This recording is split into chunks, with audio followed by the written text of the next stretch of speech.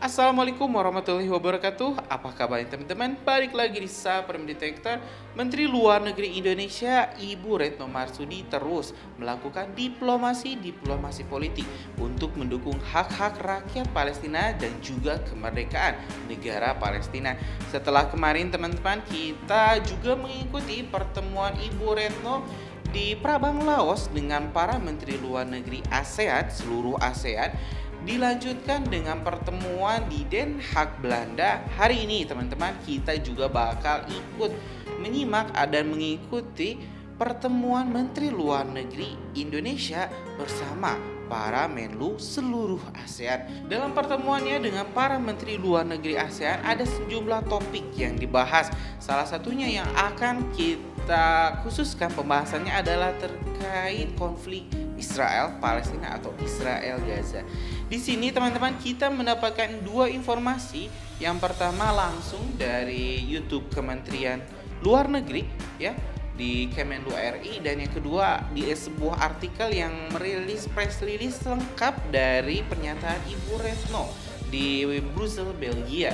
Ini untuk artikelnya kita dapat dari Detik News di artikel yang berjudul Seruan RI ke Uni Eropa, gunakan hati nurani, hentikan kekejaman di Palestina. Dalam pernyataannya teman-teman semua, Ibu Retno Marsudi ini menekankan pentingnya menggunakan hati nurani untuk menghentikan kekejaman, kejahatan perang dan juga kejahatan kemanusiaan yang terus dilakukan oleh tentara Zionis Israel kepada rakyat Palestina di jalur Gaza. Seperti kita ketahui, update terbaru bahkan telah mencatat 27.000 warga Palestina gugur, dan ini bahkan lebih dari 1,5% total populasi Gaza yang berkisar 2,2 juta. Ya, hari ini teman-teman bahkan Israel dilaporkan akan menyerbu camp terakhir atau safe zone terakhir di Gaza, yaitu di perbatasan Rafah. Dan ini bisa jadi akan memicu konflik regional dengan Mesir, Lebanon, Yaman, dengan Irak dan Iran yang jauh-jauh lebih mematikan. Ya teman-teman semua, di Uni Eropa ini, tepatnya di Brussels, Belgia ini, Bu Retno kembali menegaskan pentingnya penggunaan hati nurani untuk melihat konflik di jalur Gaza. Dalam pernyataannya teman-teman semua, Menteri Luar Negeri Retno Marsudi menyuruhkan Uni Eropa untuk menghentikan kekejaman yang terjadi di Palestina.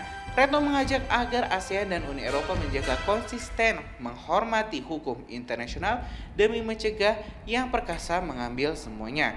Hal tersebut disampaikan Retno dalam IMM Retreat di Luang Prabang, Laos 29 Januari 2024 lalu.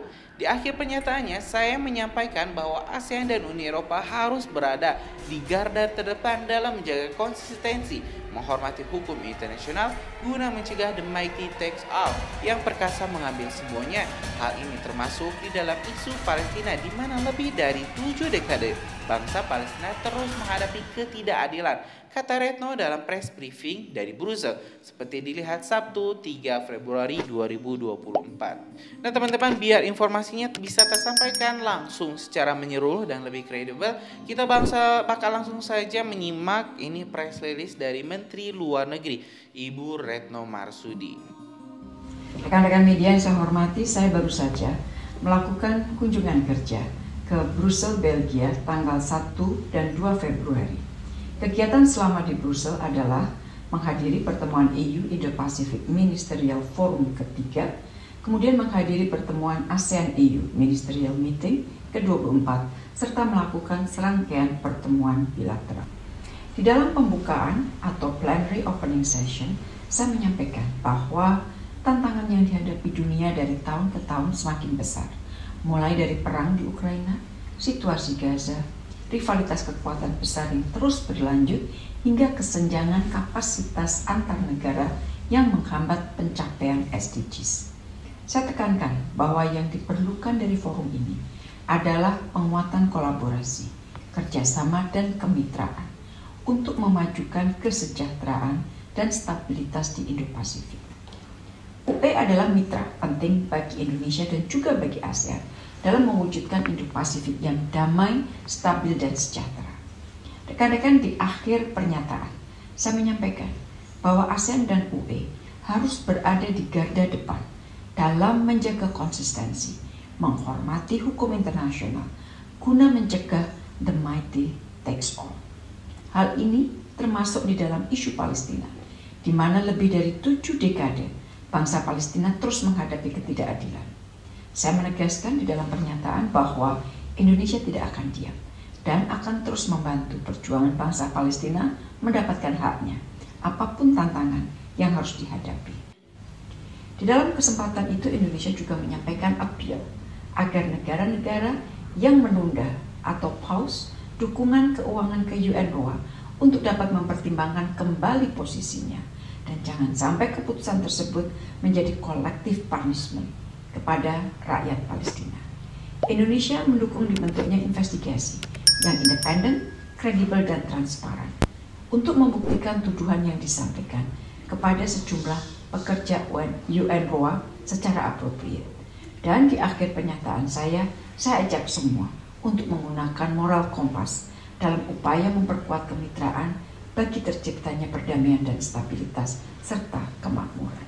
Total pertemuan bilateral yang saya lakukan selama 2 hari adalah 12 pertemuan, yaitu dengan Menteri Luar Negeri Belgia, Slovenia, Hongaria, Swedia, Romania, Finlandia, Polandia, Italia, HRVP Uni Eropa, kemudian EU Special Envoy for Afghanistan, kemudian dengan European Investment Bank, dan juga dengan Commissioner for Crisis Management of the European Commission. Isu-isu yang dibahas di hampir semua pertemuan bilateral adalah penguatan kerjasama ekonomi, termasuk percepatan negosiasi Indonesia-EU JEPA.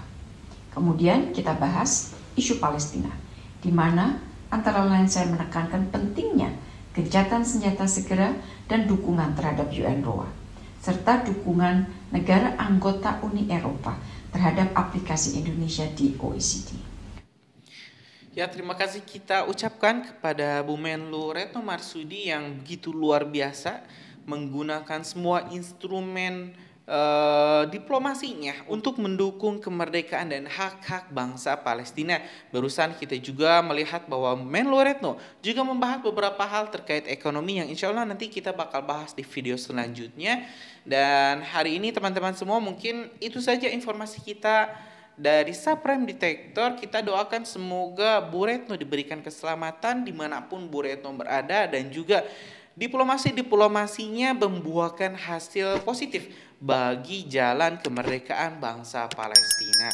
Terima kasih teman-teman telah menyaksikan video informasi dari Supreme Detector yang cukup panjang ini. Nantikan update menarik lainnya dari Supreme Detector dengan subscribe dan nyalakan lonceng notifikasinya. Assalamualaikum warahmatullahi wabarakatuh.